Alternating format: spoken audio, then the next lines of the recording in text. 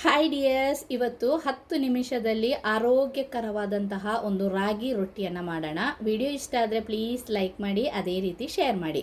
ಒಂದು ಬೌಲ್ ತಗೊಂಡು ಅದಕ್ಕೆ 2 ಕಪ್ ರಾಗಿ ಹಿಟ್ಟನ್ನು ತಗೊಳ್ತಾ ಇದ್ದೀನಿ. ಇನ್ನಿದಕ್ಕೆ ರುಚಿಗೆ ತಕ್ಕಷ್ಟು ಉಪ್ಪನ್ನು ಸಹ ಹಾಕಿ ಲೈಟಾಗಿ ಒಂದು ಸರ್ತಿ ಮಿಕ್ಸ್ ಮಾಡಿ ಬಿಸಿ ಬಿಸಿ ಇರುವ ನೀರನ್ನು ಹಾಕಿ ಚೆನ್ನಾಗಿ ಹಿಟ್ಟನ್ನೆಲ್ಲ ಮಿಕ್ಸ್ ಮಾಡಬೇಕು.